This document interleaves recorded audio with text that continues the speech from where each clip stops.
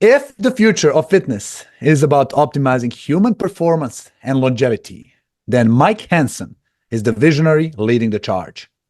Hello there, and welcome to Top Rated Gym, the show designated for gym owners who are ready to turn their business into a thriving powerhouse. I'm your host, Andres Vjovic, and in each episode, we break down expert tips, real-world success stories, and proven strategies to help you boost memberships, simplify operations, and create lasting financial success.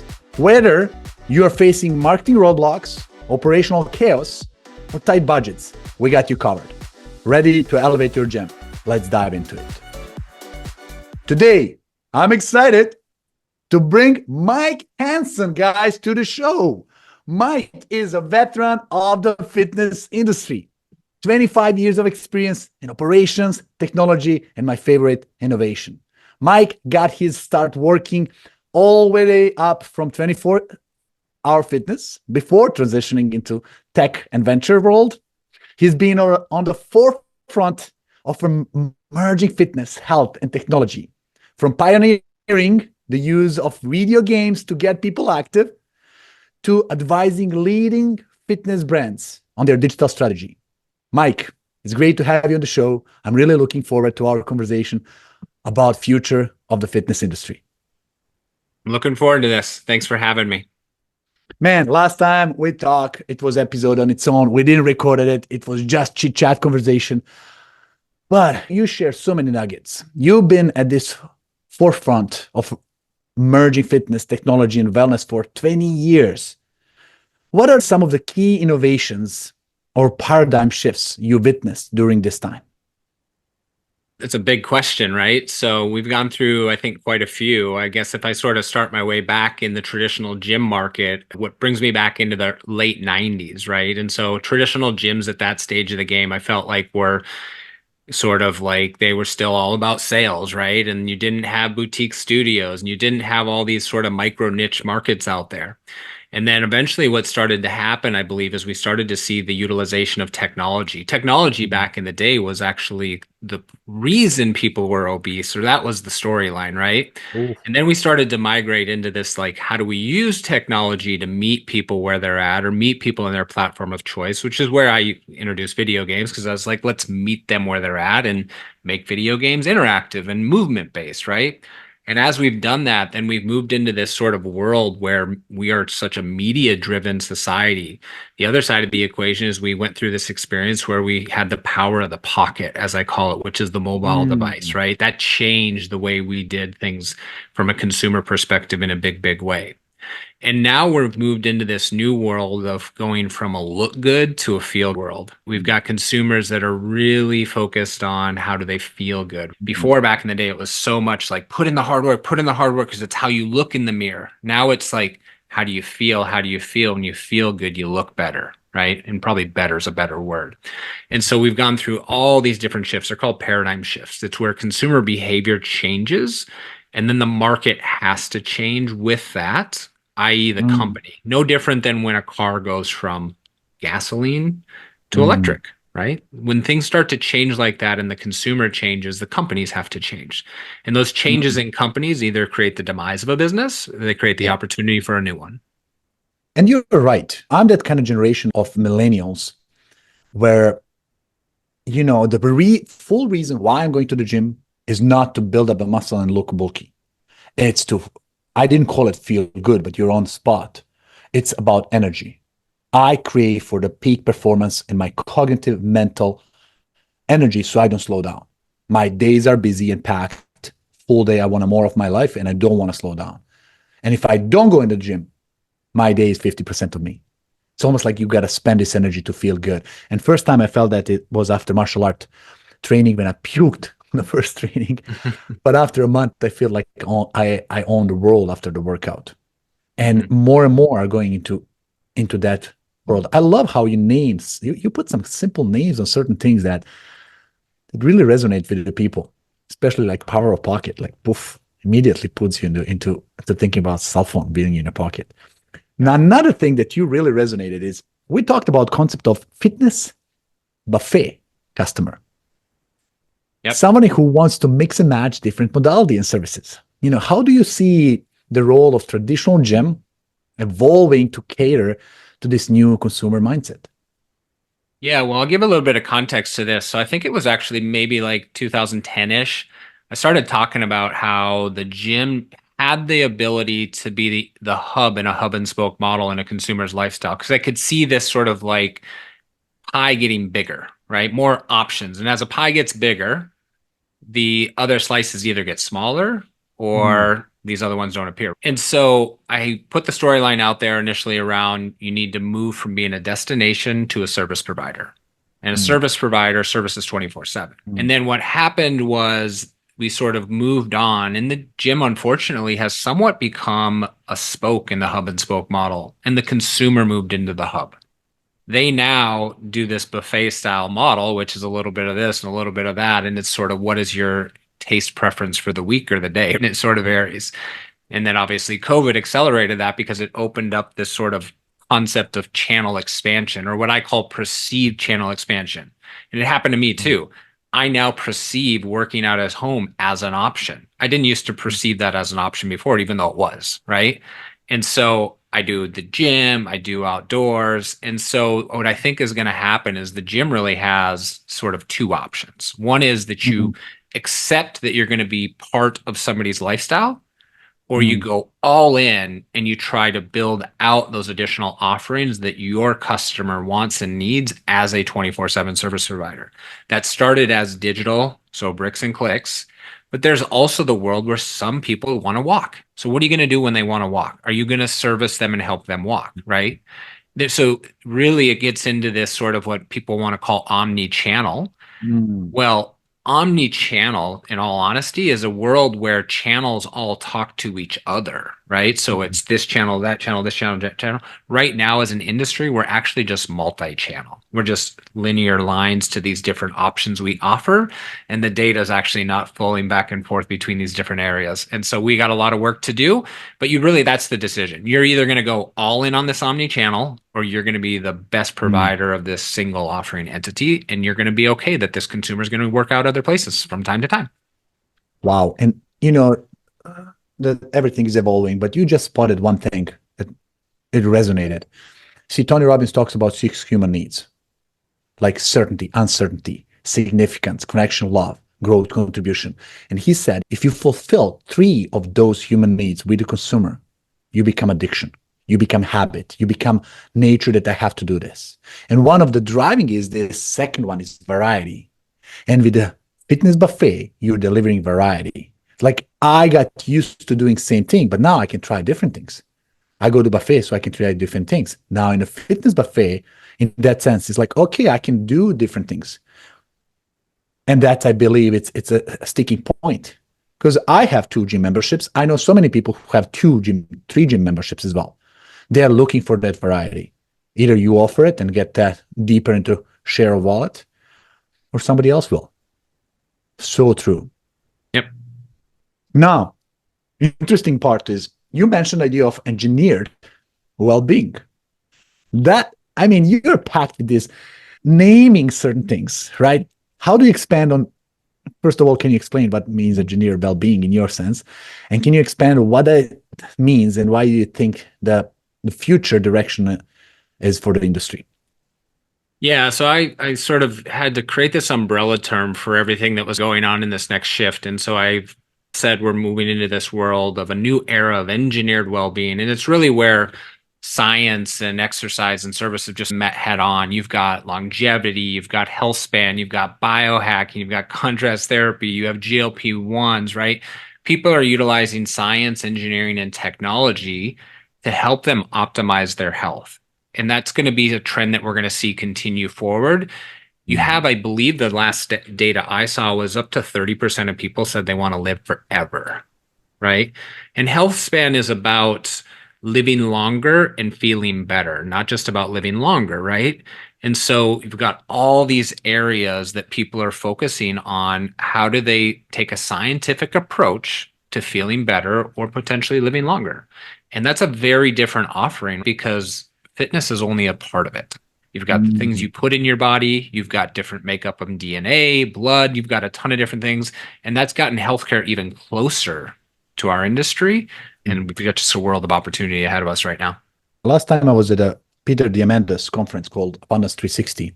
He interviewed all attendees, and it was a really interesting group of people, high-tech people, Fortune 500 and so on, a lot of people longevity-oriented, high-tech AI. But it was a survey. How long do you think you're going to live? Mm-hmm. And most people said 120. Think about it.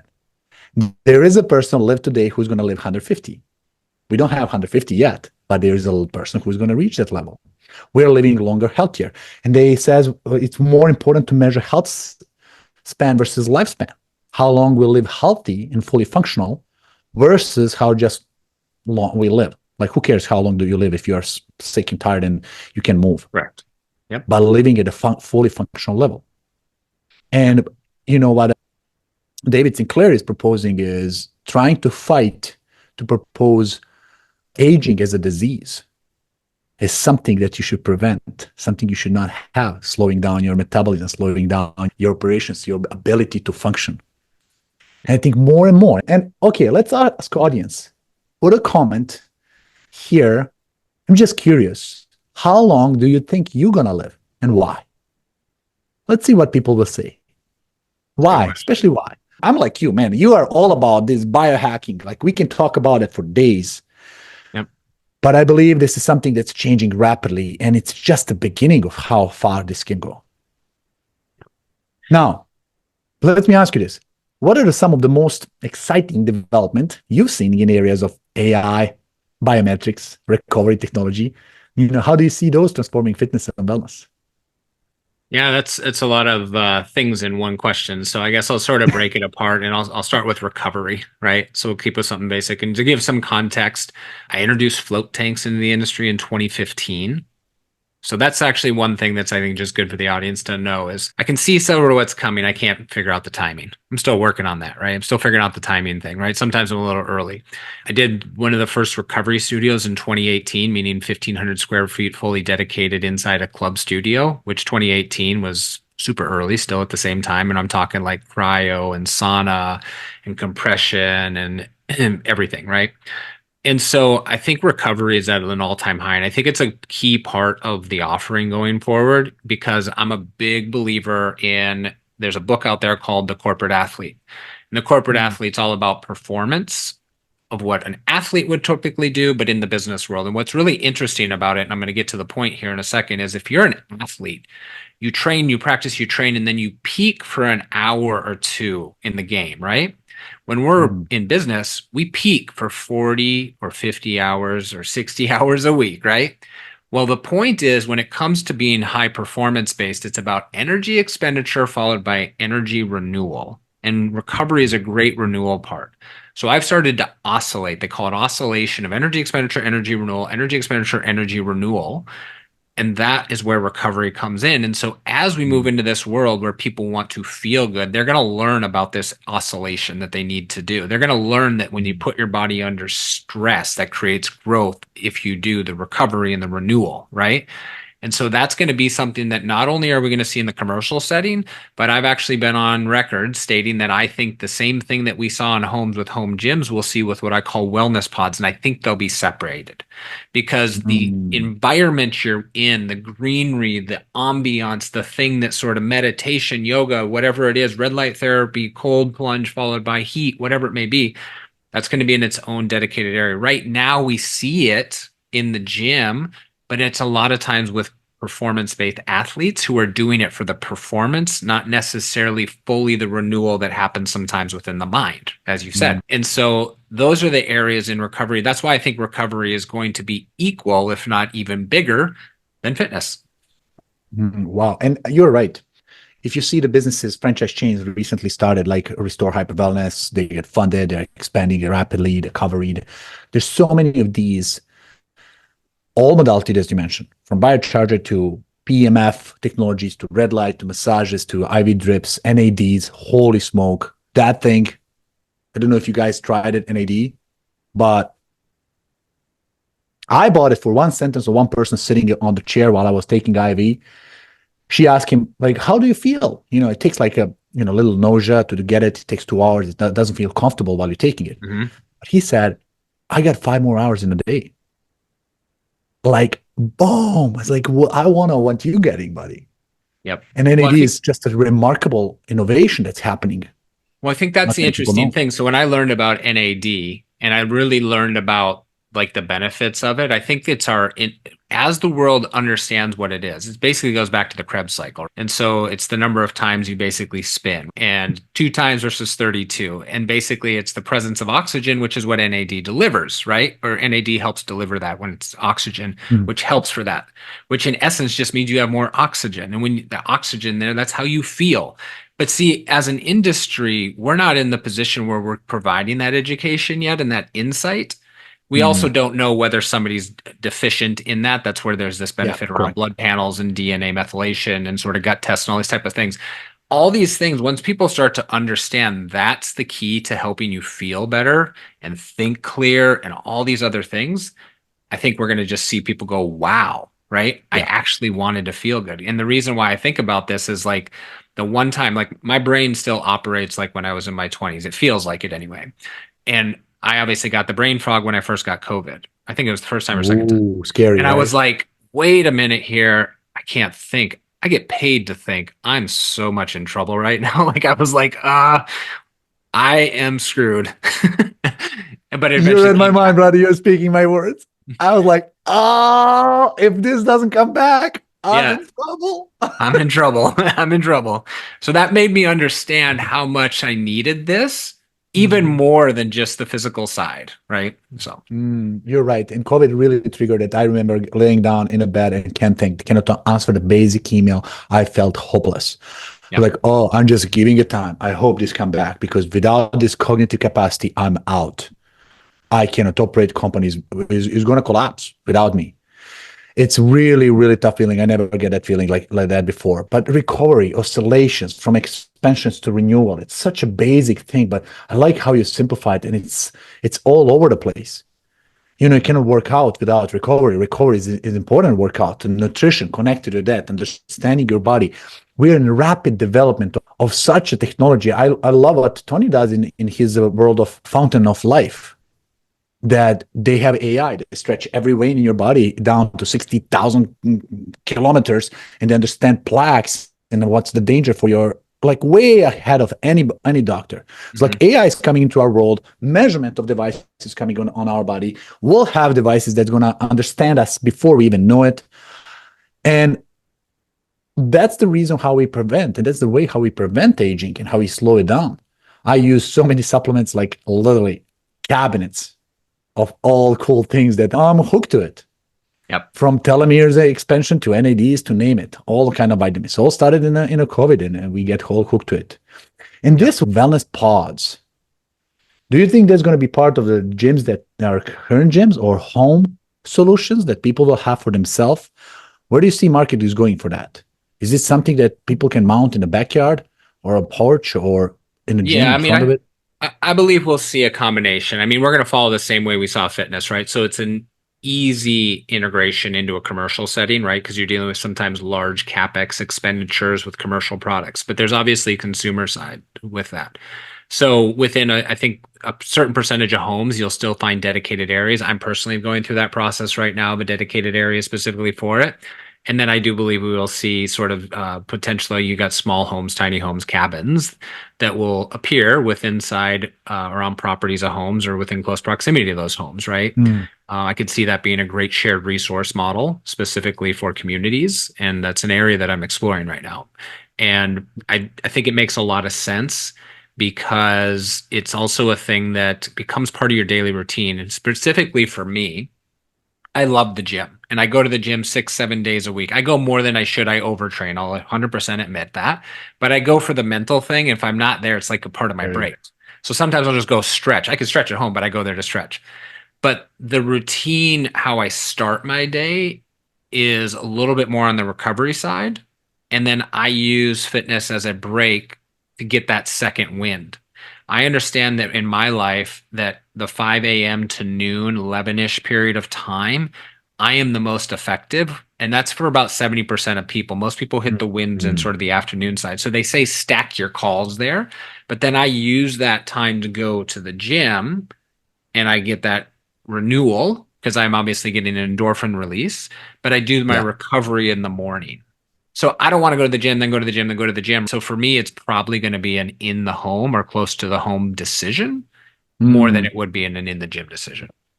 So you see, I just got an idea while you're talking about this. Will people be able to afford it? We both live in Florida. Mhm. Every second house in Florida, almost every house has a pool. If Correct. you know how much a pool costs to build, you can find it less than 60,000, goes to 300,000 million bucks. Yep. And when you ask owners of the pool how often they use it, it's like twice a year, 5 times a year, because when the family comes or when they make a party. So they have significant investment in something that looks for the eye and no benefits to your health most of the time. And I'm thinking that money will go now to wellness pods. There's going to be a huge market that people will be resurfacing or repurposing even pool areas if they don't have a space, or some backyard spots, multi-purposes, packaging, customizing these pods the way they want it for their wellness purposes, combining sauna and a cold plunge and some kind of modalities, cryo in the same time, name it. Yep. I think this wave is coming in a bigger wave than we think because 100%. everybody wants more of the life that's coming. The other side of the equation is that Zillow, I believe at the beginning of the year, released the data that wellness features increase the value of the home. And so they now have wellness features. And as That's an all what we example, need. an If this becomes outdoor investment practice, damn. got an ROI, you got square footage when you potentially do a cabin also, right? So Yes. can I get that to count as square footage against my existing price per square foot, right? I always looked at that type of stuff when I was looking at where would and how would I do it.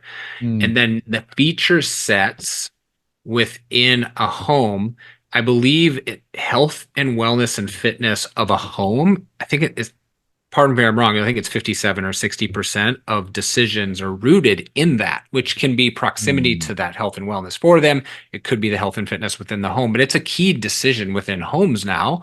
And now features have actual incremental price points. And now you have square footage potentially if you do it right, right? Because so now it can be not only a benefit, but it can be a value enhancement to the home. That's going to make this very different because that's not the case for home gyms. No, no. And I did not know that. And probably many people are now scratching their head like, holy smoke. That's going to make such a huge game changer. Yep. It's going to be like, oh, I can use this. I want to use cold plunge all the time. I don't have one at home. I'm about to build one in a corner of my tiki hut and stuff like that. Mm-hmm. Because I'm using it now every week after a long run, pour the 6 bags of ice in my bathtub and just sunk myself for 6 minutes and make it like that. Because other places like using same water and I don't trust, hygiene of those. But it's incredible. Yes, that's coming. And you can see that people are just expanding their I mean, Tony Robbins had cold plunge for the last 40 years. He'd dig it into hole, he'd sink every morning, and that's how he do it. He doesn't miss a day. Referrizer is giving your gym a special 90-day free trial of the Reputation Max package. Oh my God. With this, you can get 3 to 10 times more reviews, automate everything, and even use AI to help reply to reviews, all while keeping your gym safe from bad one-star reviews. This offer is only for a short time, and it's available for the first 10 listeners of each episode. Go to topratedgym.com/3 free months to grab this deal. It doesn't Think about that. Most of the people who it. do that nowadays, they get up in the morning, they do it right away. So that Yeah. has to be within proximity of the home. It has to be within proximity of I'm not getting in my car. And you cannot do it after the workout because it's preventing muscle growth. You need that little bit of inflammation after the workout to incentivize muscle development. Usually 4 hours. So it's best in the morning when you do it, when you wake up, you get that shock of adrenaline as well into the body of cold plunge. Yep. I think another thing that I've dabbled with is microdosing of fitness. They call it microdosing of fitness, which in essence are these little 10, 20 minute, 15 minute spurts throughout the day, right? It doesn't work for me as well, but I think if you sort of look at the most optimal way to do that, and I've said this many times, I typically won't work for more than 60 to 70 minutes at a time. And so I follow that by some sort of break, that energy expenditure, energy renewal. And if I'm tired, I sleep.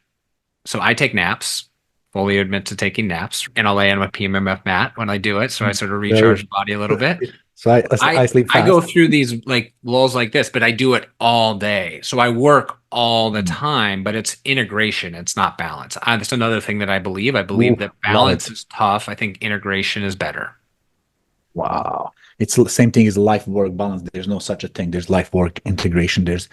And that integration, I do quick breaks in meditation, like 17 minutes. I go find, and I'm like new. I just woke up and I need that time to start spinning up, and you Mhm. go longer. You really, it's all about how much of your life you can put on and take on.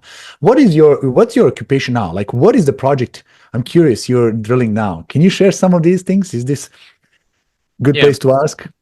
Sure. So, I'm in the business and I've sort of accepted being in the business of building companies. And so, as a part of that, I look at trends and I look at areas that we're sort of going to in the world. So, you'll hear me speaking about GLP-1s, you'll hear me speaking about AI, you'll hear me talking about experiential retail, because I also believe as we go deeper in tech, I think experiences come back. Because once you go into this sort of deep immersion model, you sort of desire this social community side, which is where gyms have a great opportunity. I think we could do experiential retail in fitness much better than we do, right?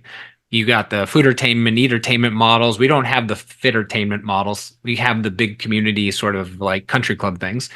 XR, VR. And so right now I'm playing in all of them. Honestly, that's the truth. And so I actually just released a new business, and that business is called BridgeHealth. I actually did that today. When I say Spell that, that for me. Let me make sure people can look it up.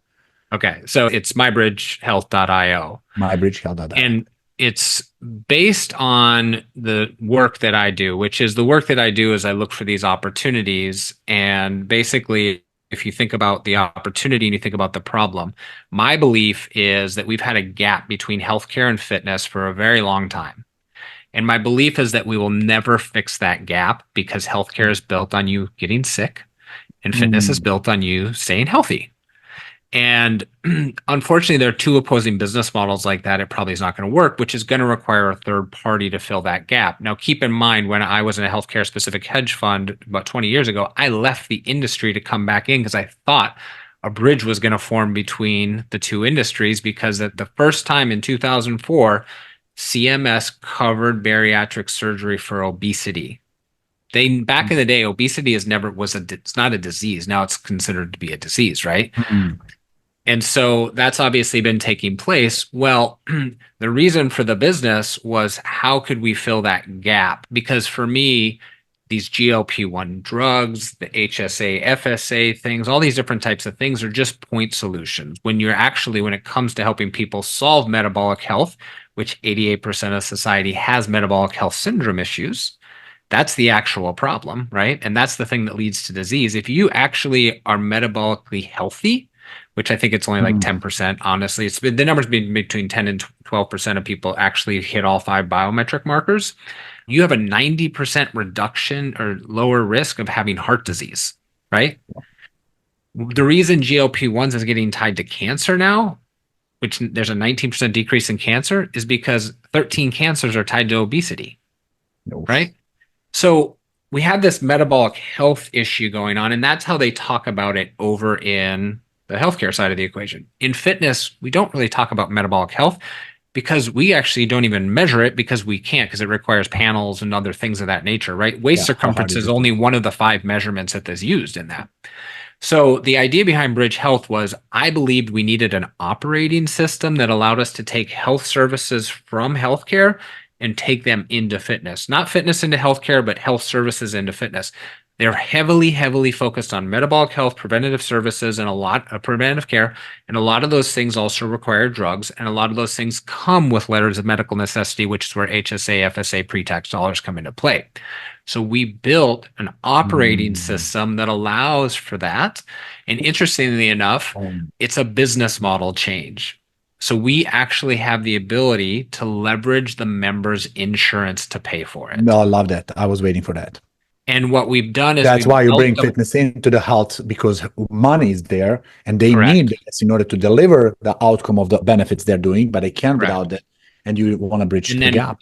and then we're able to work with the fitness service provider to help them participate in the navigation of care and care plan support, because you can't split fees. It's illegal in healthcare. You can't go ahead and Mm, sell a drug and pay somebody. It's illegal, but you mm. can have people support.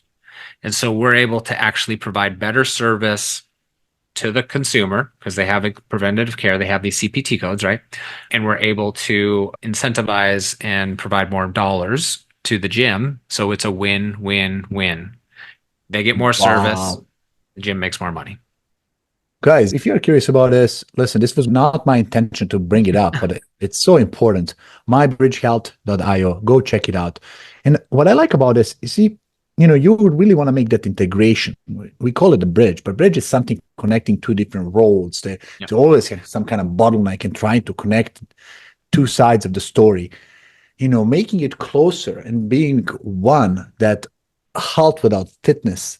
I hope that conscious will come very soon to that you cannot become healthy unless you prescribe some kind of physical exercise, some kind of movement, some kind of heart workout, body workout. You have to be. And then access to these tests, biometrics and metabolic health is necessity. If you don't know what you're missing, you can't even solve it. You can't.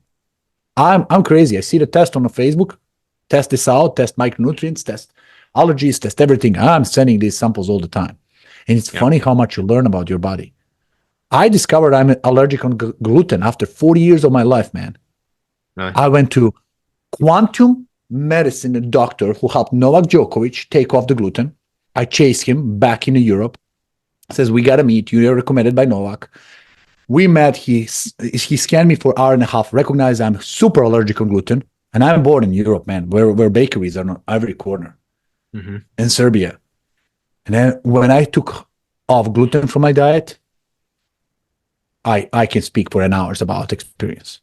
I did not know how bad it is for me until you take it out. Yep. And it starts by measuring. So how do we get there is by bridging these two industries, especially if the money is in health, and it is. And I think it's an important distinction is like the one thing is I have spoke on GLP-1s a lot, right? Is another key element is majority of the current offerings in the industry are self-pay. And so every customer has what's called a wellness wallet. And the wellness wallet is basically your discretionary income that you're going to utilize for wellness-based services. So in the midst of this GLP-1 shift, I actually went out on a limb and I quantified the shift in dollar spend from unhealthy food spend and all these things because they stopped buying at grocery stores or they stopped going out to eat or snacks and all that. And there was a shift of about $263 a month in unhealthy spend to health, beauty, and fitness. And so that's the opportunity for the industry. And what's happening is GLP-1s was just tip of the spear, no different than ChatGPT was the tip of the spear for AI, right? Sort of these things that sort of create movement and shifts in the market. And so that is what's happening. But everyone now is going and partnering with people that are what I call GLP as a service or GLP infrastructure companies or telemedicine places that are trying to help get letters of medical necessity for HSA, FSA. All that money still comes out of your customer. Yeah. Right.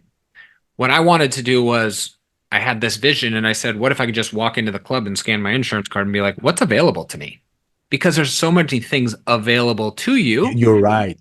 And I am the most motivated consumer when I walk in those doors because to get in the doors and to meet me at the gym, that person has overcome a lot of things. So let's now help them and incentivize them because they have incentives. They just don't use them. You're right. I didn't know my insurance covers my massages. Man, for years. And when my chiropractor says, hey, your insurance covers your massages. You want to come weekly? You can do it. I was like, no joke. It's like, yeah. People have no clue what benefits they have. It's almost on credit cards. You have no clue you have so many benefits and you're paying for car insurance and you have American Express. Like, come on. Yep. Why would you do this? Exactly. So how cool would it be to understand these are the things that are available and eligible to you? And oh, by the way, we have a plan. And based on what you just told me, you probably qualify because of your BMI or health markers. And within 90% accuracy, you kind of know. They still got to go meet with the doctor to have it be done, but you can do that telemedicine now because of COVID, right? And so now the gym has this ability to help deliver health services. And that's I'm not here pitching the business. I'm here pitching category. Yeah, I'm here pitching basically to say like these are the things that are shifting and changing. And consumers are going to take advantage of it one way or the other. They will, but also business owners can target those people with specific insurance who cover those benefits, take Right. advantage of that. And really, not only your pocket. I love $263 you're speaking about. Just move the money from bad category into good category. Get more of your life because the money is going to move. It's just a question. It's going to go move in your pocket, your listener, or somebody else. Yep. Man, Exactly. whoa, we can talk about this day and long. And that's why people love having you at the conferences as a speaker, as a keynote speaker there. Now, I really want to touch one more point if we can. And I know last time we touched it, you mentioned it, now it's AI. World is changing in front of us rapidly. I love Peter Dimendo's quote says, by the end of the decade, you'll have two businesses, either those who fully utilize AI or those who don't exist. It's like black and white. Where do you see AI being now part of the future, even or wellness or fitness? Or both? Yeah, I quote that often to sort of catch people's attention also. I think another really good understanding and statement to just embrace nowadays is that AI won't replace you, but the person using it will. And I think that's the key distinction that you can accept today. And so I've had the ability to sit down with some very big brands that will ask me, like, what's the future of fitness look like? And what's the future clubs look like? And how do we approach AI? And so what I've said to them is very simple. I've said, here's the deal. You can't just go in and throw AI and expect it to work. You have to have some culture shift. So in order to get the culture shift where it's not something that's working against me, but something that's working for me, I highly suggest you go to every single person and ask to take 30 to 40% of their tasks and use AI for them and report back what they're using. Number one, it makes them do the research. Number two, it makes them better. And number three, it doesn't replace them, but it makes them more efficient.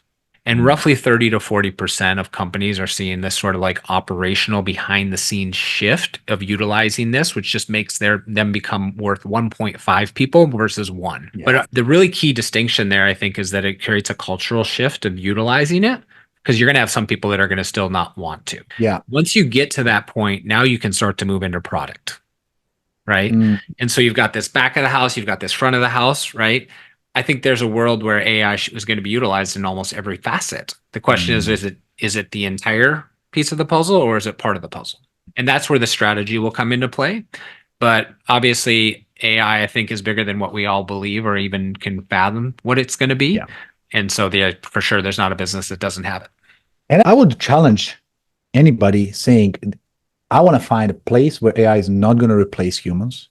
There's a debate, conversations. Recently, I had a conversation with my HR team. They're behind on interviewing applicants. We launched the hiring process for executive in one part of the company, and I get like 600 applications. And it was a long of text. Like, we don't just ask for resume, we ask 6 questions. Each one is like a couple paragraphs. It was like, man, probably 200 pages of answers, and somebody requires 16 hours of reading that to qualify. And I came up with the idea, says, well, how can we use AI here? So we put a little zap, very simple zap here, that gets the job description, what people are applying, puts the question they're answering questions to, and gets their responses to those questions. It says, AI, based on this job description and these questions and their responses, how do they fit the role? Rank me 1 to 10 and why. Boom, I get a spreadsheet 1 to 10 ranked perfectly fine. 70% of them disqualified right away. And I start focusing only on those top 9. Nobody get 10, by the way. And a really small percentage of them get 9.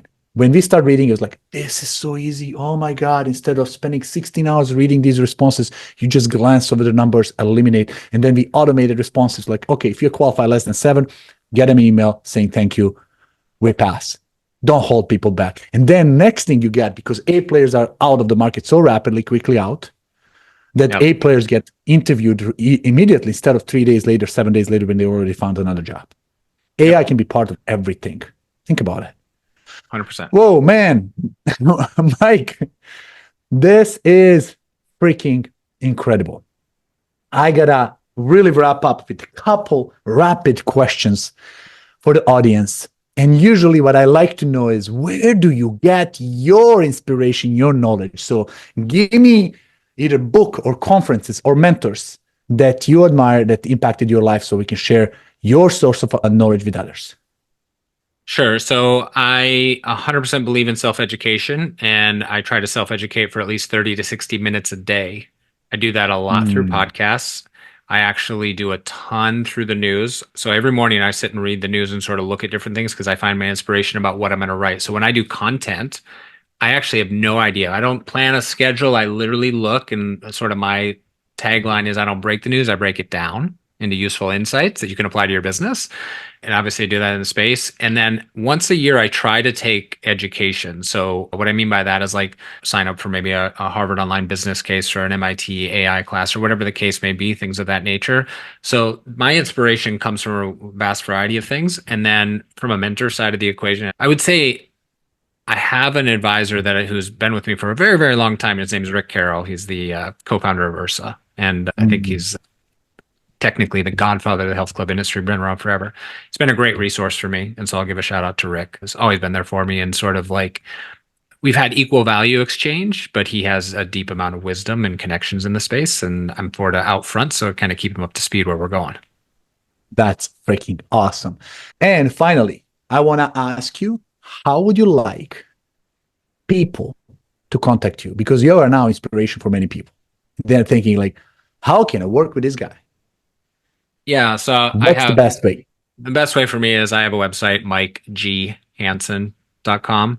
Mike Hansen's tough to get, so it's G, and my email is mike@MikeGHansen.com. Very accessible there. Speak to most people, and if you want to follow what I'm thinking or what I'm doing, I do all my stuff on LinkedIn, and I post there probably 3, 4, 5 times a week, and I write quite a few articles and stuff of that nature. Mike, I want to say thank you on behalf of this audience, of this community, of the world of fitness and wellness, of the people who wants to live longer, healthier, happier, for people who really want to extend longevity. You're one of the leaders we need in the world. You're one of few that's really not only participating in this change, but driving the change from every angle.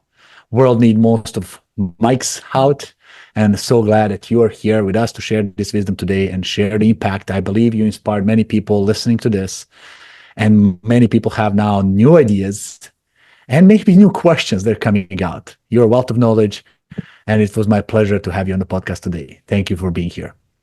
Thanks for having me. If you are a gym owner looking to become a top-rated gym in your area, visit topratedgym.com and grab our free 30-day reputation boost. That's topratedgym.com. I'll add it to the show notes for you. Don't forget to share this with your friends. Stay strong, stay motivated, and keep pushing your gym to the top. Until next time, this is Andre signing off.